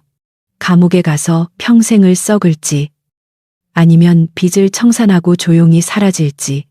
은숙의 제안은 잔인했지만 동시에 상훈에게 남은 유일한 동아줄이었기에 그는 떨리는 손으로 펜을 잡을 수밖에 없었다. 그는 계약서에 서명하면서 자신의 이름 석자가 이렇게 무겁고 비참하게 느껴진 적이 없었으며 종이 위로 떨어지는 눈물은 잉크를 번지게 만들어 그의 굴욕을 더욱 선명하게 계약서룬 새겨 넣었다. 준호는 옆에서 그 과정을 묵묵히 지켜보다가 서명된 계약서를 회수하며 변호사 공증까지 마쳤으니 이제 번복은 불가능합니다. 약속을 어길 시 위약금은 당신이 상상할 수 없는 액수가 될 겁니다라고 못을 박았다. 상훈은 아들을 바라보며 준호야. 그래도 내가 네 애비인데 라고 말을 흐렸지만 준호는 제 아버지는 24년 전 빗속에서 저를 버렸을 때 이미 돌아가셨습니다. 당신은 그저 채무자일 뿐입니다라고 선을 그었다. 상훈은 더 이상 아무 말도 할 수 없었고 비틀거리며 방을 나서는 그의 뒷모습은 늙고 병든 폐잔병처럼 처량하기 그지없었다. 방 밖으로 나온 상훈을 기다리고 있는 것은 정희와 두 아들의 탐욕스러운 눈빛뿐이었는데 그들은 상훈이 은숙에게 돈을 받아왔을 것이라 기대하며 달려들었다. 정희는 여보, 돈 받았어. 얼마야? 우리 이제 살 수 있는 거야. 라고 다그쳤지만 상훈은 힘없이 고개를 저으며 다 끝났어. 짐 싸. 우리 여기서 나가야 해라고 힘겹게 내뱉었다. 정희는 빈손으로 나가라고 그 독한 년이 땡전 한 푼 안 줬단 말이야. 라고 악을 쓰며 상훈의 멱살을 잡고 흔들었다. 그때 마당으로 나온 안나 부인이 그 추태를 보며 혀를 찾고 통역을 맡은 비서를 통해 당신들의 빚은 우리 회장님이 대신 갚아주기로 했습니다. 감사한 줄 알고 조용히 사라지세요라고 통보했다. 정희는 빚이 해결되었다는 말에 안도하면서도 당장 갈 곳이 없다는 사실에 막막해하며 바닥에 주저앉아 통곡했지만 아무도 그녀를 동정하지 않았다. 은숙은 문을 열고 나와 마당에 모인 사람들을 향해 중대 발표를 했는데 그것은 상훈에게서 매입한 이 종갓댁을 허물지 않고 리모델링하여 싱글맘과 소외 계층을 위한 자립 센터로 만들겠다는 계획이었다. 그녀는 이 집은 오랫동안 가부장적인 권위와 억압의 상징이었습니다. 하지만 이제부터는 상처받은 여성들이 치유받고 다시 일어서는 희망의 공간이 될 것입니다라고 선언했다. 이 발표를 들은 상훈은 큰 충격을 받았는데 자신이 조상 대대로 지켜오려 했던 가문의 성지가 자신을 내쫓았던 며느리에 의해 가장 혐오했던 형태의 시설로 바뀐다는 사실이 그에게는 죽음보다 더한 모욕이자 형벌이었다. 하지만 마을 사람들과 친척들은 은숙의 뜻깊은 결정에 박수를 보냈고 상훈은 자신의 존재가 철저히 지워지고 있음을 실감하며 고개를 떨구었다. 이삿짐 센터 트럭이 도착하자 상훈 일가는 쫓기듯 짐을 싣기 시작했고 정희의 명품 가방들과 아들들의 게임기들이 트럭 짐칸에 처박히는 모습은 그들의 몰락을 상징적으로 보여주었다. 상훈은 마지막으로 사당을 향해 절이라도 올리고 싶었으나 준호가 고용한 경호원들이 앞을 막아서는 바람에 그마저도 허락되지 않았다. 그는 대문 기둥을 붙잡고 조상님, 면목이 없습니다라고 오열했지만 기둥에 붙어 있던 가문의 현판은 이미 떼어져 바닥에 뒹굴고 있었다. 은숙은 그 모습을 2층 누마루에서 내려다보며 24년 전 자신이 나갈 때 상훈이 보여주었던 차가운 등을 떠올렸고 이제야 비로소 그날의 상처가 아물어가는 것을 느꼈다. 정희의 아들들은 엄마, 우리 이제 어디로 가? 강남 아파트는 이라며 철없는 소리를 해대 정희의 속을 뒤집어 놓았고 정희는 내 아빠 때문에 우린 다 망했어 라고 소리치며 아들들의 등짝을 때렸다. 그 난장판 속에서 유일하게 침착한 것은 은숙의 손주들 뿐이었는데 레오와 미아는 떠나는 트럭을 향해 안녕히 가세요. 착하게 사세요라고 손을 흔들어 주었다. 그 인사는 아이들의 순수한 마음에서 우러나온 것이었지만 상훈 일가에게는 그 어떤 욕설보다 더 뼈아픈 조롱으로 들렸다. 트럭이 먼지를 일으키며 마을을 빠져나가자 빚쟁이들도 철수하기 시작했고 종갓에게는 다시금 평화로운 정적이 찾아왔다. 안나 부인은 은숙에게 와인잔을 건네며 가장 우아한 복수는 그들이 스스로 무너지는 것을 지켜보는 것이죠. 당신은 오늘 그들에게 자비를 베푼 것이 아니라 평생 잊지 못할 패배감을 선물한 겁니다라고 축하했다. 은숙은 와인을 한 모금 마시며 저들이 불쌍해서가 아니에요. 단지 이 아름다운 집에 저들의 흔적을 남기고 싶지 않았을 뿐입니다라고 담담하게 말했다.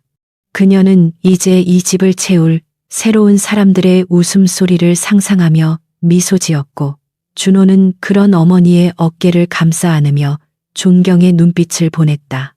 마을 사람들은 떡과 술을 들고 찾아와 은숙의 결정을 칭송했고 종갓댁은 이제 닫힌 공간이 아니라 마을의 축제장이 되어 활기를 되찾았다. 상훈의 트럭은 안동을 벗어나 고속도로를 달리고 있었지만 차 안의 공기는 무덤처럼 차갑고 무거웠다. 상훈은 창밖으로 스쳐 지나가는 풍경을 보며 자신이 평생 쫓았던 허상들이 얼마나 부질없는 것들이었는지 되뇌었지만 후회는 아무리 빨라도 늦은 법이었다. 정희는 짐칸에 실린 짐들이 망가질까봐 전전긍긍하며 운전기사에게 잔소리를 해댔고 아들들은 스마트폰으로 자신들의 신상이 털린 댓글들을 확인하며 욕설을 내뱉고 있었다. 그들은 몸은 떠났지만 정신은 여전히 탐욕과 어리석음에 태서 빠져나오지 못하고 있었으며 앞으로 그들이 겪게 될 현실의 겨울은 안동의 밤보다 훨씬 혹독할 것이었다. 오후가 되자 은숙은 건축가들과 함께 종갓댁의 리모델링 도면을 검토하며 분주한 시간을 보냈는데 그녀의 지시는 구체적이고 확고했다. 사랑채는 미혼모들의 직업교육장으로, 안채는 아이들의 놀이방과 도서관으로 꾸며주세요. 그리고 마당에는 꽃을 심어 누구든 와서 쉴 수 있는 정원으로 만들 겁니다. 그녀의 계획 속에 김씨 가문의 권위는 온데간데 없었고 오직 사람과 사랑만이 중심에 있었다. 노마님은 병원에서 깨어나 상훈이 떠났다는 소식을 듣고 하염없이 눈물을 흘렸지만 은숙이 보내준 간병인의 극진한 보살핌을 받으며 자신의 며느리가 얼마나 큰 그릇을 가진 사람인지 뒤늦게 깨닫고 참회했다. 해질녘 은숙은 마당 한가운데 서서 붉게 물드는 노을을 바라보며 24년 전 갓난아기였던 준호를 안고 이 마당을 서성였던 젊은 날의 자신을 위로했다. 그때는 세상이 끝난 것만 같았고 죽고 싶은 마음뿐이었지만 포기하지 않고 살아냈기에 오늘 같은 날이 올 수 있었다. 안나 부인이 다가와 무슨 생각을 그리 깊게 해요? 라고 물었고 은숙은 그냥 인생이 참 아이러니하다는 생각이 들어서요. 가장 아픈 곳에서 가장 아름다운 꿈을 꾸게 되었으니까요. 라고 대답했다. 두 여인은 서로를 마주보며 따뜻한 미소를 나누었고 그들의 웃음소리는 바람을 타고 대나무 숲을 지나 마을 어귀까지 퍼져나갔다. 밤이 찾아오자 종갓댁은 은숙이 설치한 조명들로 인해 별처럼 빛나기 시작했고 그 빛은 어둠 속을 헤매는 상운의 트럭과는 대조적으로 희망과 안식을 상징하고 있었다.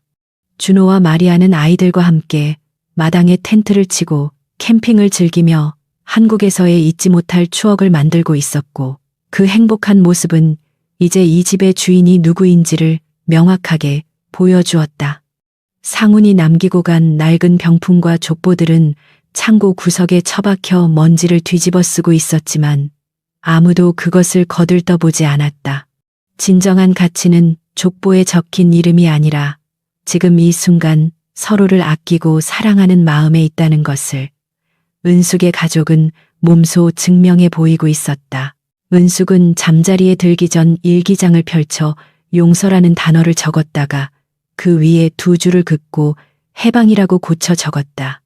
그녀는 상운을 용서한 것이 아니라 그에 대한 미움으로부터 스스로를 해방시킨 것이었으며 그것이야말로 진정한 승리라고 믿었다. 창밖에서는 풀벌레 소리가 자장가처럼 들려왔고 은숙은 오랜만에 꿈도 없는 깊은 단잠에 빠져들었다. 내일이면 공사가 시작되고 이 집은 완전히 새로운 모습으로 다시 태어날 것이며 은숙의 인생 제2막 또한 찬란하게 펼쳐질 준비를 마친 상태였다. 안동의 종갓댁이 은숙 안나 자립센터라는 새로운 이름으로 다시 태어나는 날. 마을 입구부터 늘어선 축하 화환들은 끝이 보이지 않을 정도로 장관을 이루었고 가을 하늘은 그 어느 때보다 높고 청명하게 빛나고 있었다. 지난 몇 달간의 대대적인 리모델링 공사를 마친 고택은 낡고 폐쇄적인 권위의 허물을 벗어던지고 현대적인 감각과 전통의 미가 조화롭게 어우러진 개방형 공간으로 완벽하게 탈바꿈해 있었다. 높은 담장은 허물어져 누구나 쉽게 안을 들여다볼 수 있게 되었고 어둡고 침침했던 사랑채는 전면 통유리로 개조되어 따사로운 햇살이 가득 들어오는 카페와 도서관으로 변신해 마을 사람들의 쉼터가 되었다. 은숙은 센터의 정문 앞에 서서 감격에 젖은 눈으로 자신이 일궈낸 기적을 바라보았고 그녀의 곁에는 든든한 조력자인 안나 부인과 아들 준호가 함께 서서 이 역사적인 순간을 기념하고 있었다. 개관식 행사장은 전국 각지에서 몰려든 취재진과 축하객들로 발디딜 틈이 없었으며 그 중에는 은숙의 도움을 받아 새로운 삶을 시작하게 될 미혼모들과 소외 계층 여성들도 다수 포함되어 있었다. 은숙은 단상에 올라 마이크를 잡고 이곳은 한때 저에게 눈물과 절망의 장소였지만 이제는 그 아픔을 걸음삼아 희망의 꽃을 피우는 치유의 땅이 될 것입니다. 라고 떨리는 목소리로 개회사를 시작했다.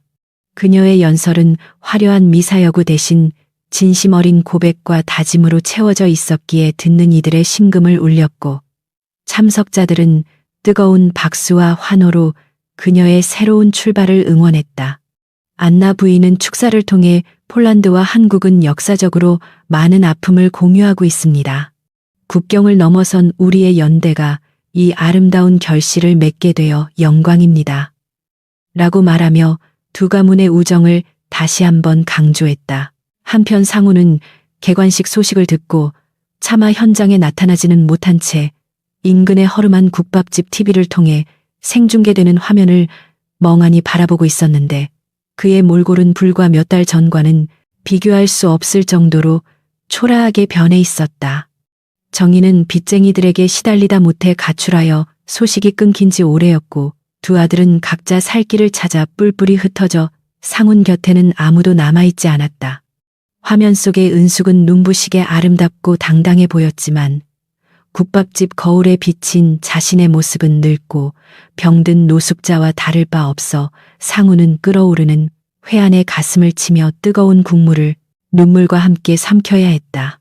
그는 자신이 그토록 지키고자 했던 가문의 종택이 낯선 사람들의 웃음소리로 채워지는 것을 보며 가문이라는 것이 건물이 아니라 사람의 온기로 지켜지는 것임을 너무 늦게 깨달아 버린 것이다. 준호의 아내 마리아와 아이들은 한국 전통 악기 연주단과 함께 폴란드 민요를 합창하며 개관식의 하이라이트를 장식했는데 그들의 순수한 목소리는 국경과 인종의 벽을 허물고 모두를 하나로 묶어주는 마법 같은 힘을 발휘했다. 마을 노인들은 파란 눈의 아이들이 부르는 아리랑을 들으며 눈물을 훔쳤고 저렇게 예쁜 아이들을 내친 상훈이가 정말 복이 없는 놈이지라며 혀를 찼다. 레오와 미아는 무대에서 내려와 할머니인 은숙에게 꽃다발을 안겨주며 할머니, 정말 멋져요. 우리 여기서 영원히 살고 싶어요 라고 애교를 부려 좌중을 웃음바다로 만들었다. 은숙은 손주들을 품에 안고 그래. 이곳은 이제 너희들의 고향이기도 하단다. 언제든 와서 마음껏 뛰어놀렴이라고 말하며 세상을 다 가진 듯한 행복한 미소를 지었다. 행사가 끝난 후 은숙은 안나 부인과 함께 센터 뒤편의 대나무 숲을 거닐며 지난 24년간의 긴 여정을 회상하는 시간을 가졌는데 대나무 숲을 스치는 바람 소리가 마치 그녀의 고단했던 삶을 위로해주는 듯했다. 안나 부인은 은숙의 손을 잡으며 이제 당신의 복수는 끝났어요. 아니, 복수가 아니라 승리라고 해야겠군요. 당신은 그들을 파멸시킨 게 아니라 당신 스스로를 가장 높은 곳에 올려놓음으로써 이긴 거예요 라고 말했다. 은숙은 고개를 끄덕이며 맞아요. 이제 저에게 그들은 증오의 대상조차 되지 않아요. 그저 내 인생의 한 페이지를 장식했던 악역들일 뿐이죠. 이제 책장을 넘기고 새로운 챕터를 쓸 시간입니다. 라고 화답했다. 두 여인은 서로를 마주보며 깊은 신뢰와 우정의 눈빛을 교환했고 그 모습은 국경을 초월한 진정한 자매애를 보여주는 아름다운 풍경이었다.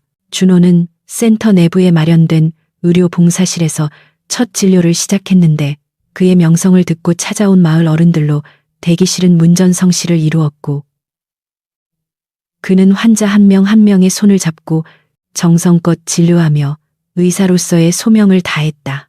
상훈의 먼 친척 중 한 명이 진료를 받으러 왔다가 준호를 알아보고 자네가 정말 그 코올릭의 준호란 말인가? 이렇게 훌륭하게 자라주어 고맙네라며 눈시울을 붉혔다. 준호는 담담한 미소로 과거는 중요하지 않습니다. 지금 제가 할 수 있는 일은 어르신들의 건강을 돌보는 것입니다. 라고 대답하며 대인배의 풍모를 보여주었다. 그 친척은 진료실을 나서며 상훈이가 굴러들어온 복을 제 발로 찼어. 천하의 바보 같은 놈이라며 탄식했고 이 말은 순식간에 마을 전체로 퍼져나가 상훈에 대한 마지막 동정론마저 사라지게 만들었다.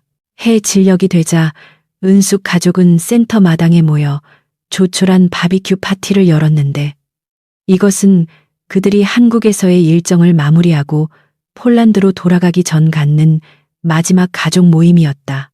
숯불 타는 냄새와 고기 굽는 소리, 그리고 아이들의 웃음소리가 어우러진 저녁 식사는 그 어떤 호화로운 만찬보다도 풍요롭고 따뜻했다.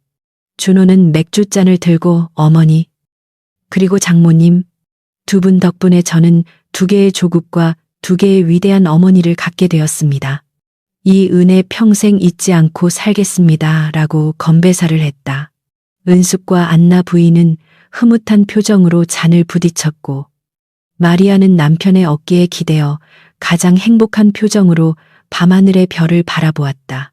그 시각 상우는 마을 입구 정자나무 아래 숨어서 멀리서 들려오는 가족들의 웃음소리를 훔쳐듣고 있었는데 그 소리는 그에게 천국에서 들려오는 멜로디처럼 아름답지만 결코 닿을 수 없는 고통이었다. 그는 주머니 속에서 꼬깃꼬깃해진 가족 사진 한 장을 꺼내어 달빛에 비추어 보았는데 사진 속에 젊은 자신과 은숙 그리고 갓난아기 준호는 환하게 웃고 있었다. 상우는 사진을 가슴에 품고 소리 죽여 오열하며 은숙아, 준호야, 내가 잘못했다. 정말 잘못했다. 라고 뒤늦은 참회를 토해냈지만 그의 목소리는 바람에 흩어져 아무에게도 닿지 않았다. 그는 이제 자신이 설 곳은 어디에도 없음을 깨닫고 비틀거리는 걸음으로 어둠 속으로 사라져 갔으며 그것이 마을 사람들이 기억하는 상훈의 마지막 모습이었다. 다음 날 아침, 은숙과 안나 부인 일행은 폴란드로 돌아가기 위해 리무진에 몸을 실었고 마을 사람들은 버선발로 뛰어나와 그들을 배웅하며 아쉬움의 작별 인사를 나누었다. 센터의 운영은 은숙이 신뢰하는 전문 경영인과 마을 대표들에게 맡겨졌으며 은숙은 1년에 한 번씩 꼭 방문하겠다는 약속을 남겼다. 차창 밖으로 손을 흔드는 은숙의 표정은 떠나는 자의 아쉬움보다는 새로운 희망을 심어놓고 가는 자의 뿌듯함으로 빛나고 있었다. 레오와 미아는 할머니, 안동 국시 정말 맛있었어요. 또 올게요. 라고 외치며 한국에 대한 깊은 애정을 표현했고 마을 사람들은 언제든 오너라. 여기가 너희 외갓집이다라고 화답하며 훈훈한 정을 나누었다. 리무진 행렬이 마을을 빠져나가 고속도로에 진입하자 은숙은 차 안에서 준호에게 이제 정말 모든 짐을 내려놓은 기분이다. 폴란드에 가면 장미 정원을 더 넓혀야겠어 라고 말했다. 준호는 어머니의 정원은 이미 한국과 폴란드 양쪽에 아름답게 피어났습니다. 앞으로는 꽃길만 걸으세요라고 덕담을 건네었다. 안나 부인은 태블릿 PC로 한국 뉴스를 검색하다가 어머, 당신 기사가 또 났네요. 진정한 노블레스 오블리주를 실현한 한국의 어머니라는 제목이에요. 라고 알려주었다. 은숙은 쑥스러운 듯 웃으며 과찬이에요. 저는 그저 내 아이를 지키고 싶었던 평범한 엄마였을 뿐인걸요. 라고 겸손하게 대답했다. 몇 년 후 안동의 은숙 안나 자립센터는 대한민국 최고의 복지 모델로 선정되어 대통령 표창을 받았고 수많은 성공 사례를 배출하며 명소로 자리 잡았다. 센터 출신의 한 미혼모가 인터뷰에서 김은숙 회장님은 제 인생의 등대 같은 분이십니다. 그분이 아니었다면 저는 아직도 어둠 속을 헤매고 있었을 거예요. 라고 고백하여 많은 이들에게 감동을 주었다. 은숙은 폴란드에서도 이 소식을 전해 듣고 눈물을 흘리며 기뻐했고 자신의 삶이 헛되지 않았음을 다시 한번 확인했다. 그녀의 이야기는 드라마와 영화로도 제작되어 전 세계에 방영되었고 한국의 신데렐라가 아닌 스스로 왕관을 쓴 여왕으로 재평가받았다. 한편 상우는 어느 지방의 공사판에서 일용직 노동자로 일하며 근근히 생계를 이어가고 있었는데 쉬는 시간에 동료들이 보는 TV에서 은숙의 성공 스토리가 나올 때마다 조용히 자리를 피했다. 그는 자신의 과거를 아무에게도 말하지 않았고 그저 묵묵히 땀 흘려 일하며 속죄하는 삶을 살기로 결심한 듯했다. 가끔 밤하늘을 보며 안동 쪽을 향해 합장하고 기도를 올리는 것이 그의 유일한 낙이었으며 그것은 그가 할 수 있는 최선의 사랑이자 사죄였다. 정희와 아들들은 사기 사건에 연루되어 감옥을 들락거리며 비참한 말로를 맞이했다는 소문이 들려왔지만 상우는 이제 그들에 대한 미련조차 남아있지 않았다. 은숙의 칠순잔치는 폴란드의 고성에서 성대하게 열렸는데 그 자리에는 한국과 폴란드의 정재계 인사들뿐만 아니라 그녀가 후원했던 수많은 아이들이 참석하여 축하를 전했다. 은숙은 준호와 마리아 그리고 훌쩍 자란 손주들에게 둘러싸여 케이크에 촛불을 끄며 내 인생의 가장 큰 축복은 너희들이다. 그리고 나를 버려준 그 사람에게도 감사한다. 덕분에 나는 더 넓은 세상을 만날 수 있었으니까라고 파격적인 소감을 밝혔다. 그 말에 안나 부인은 박수를 치며 브라보, 그것이야말로 진정한 승리자의 여유죠라고 찬사를 보냈다. 파티장의 밤하늘에는 화려한 불꽃놀이가 수놓아졌고 은숙의 얼굴은 그 불꽃보다 더 찬란하게 빛났다. 이야기의 마지막 장면은 은숙이 안동센터의 정원에 심어놓은 배롱나무 꽃이 붉게 만개한 풍경으로 채워졌다. 그 나무 아래 벤치에는 사랑은 핏줄이 아니라 마음으로 이어지는 것이다. 라는 은숙의 자필 문구가 새겨진 작은 비석이 놓여 있었다. 마을 아이들이 그 주변을 뛰어놀고 센터의 여성들이 환하게 웃으며 미래를 꿈꾸는 모습은 은숙이 남긴 가장 위대한 유산이었다. 24년 전 차가운 빛 속에서 쫓겨났던 여인은 이제 전설이 되어 사람들의 가슴 속에 영원히 살아 숨쉬게 되었으며 그녀가 증명해 보인 진정한 가족의 의미는 오래도록 회자되었다. 카메라는 천천히 줌아웃하며 평화로운 안동마을의 전경을 비추었고 멀리 지평선 너머로 날아오르는 철새떼의 비상과 함께 화면은 서서히 암전되었다. 은숙의 삶은 멈추지 않고 계속될 것이며 그녀가 뿌린 사랑의 씨앗은 국경과 세대를 넘어 영원히 꽃 피울 것임을 암시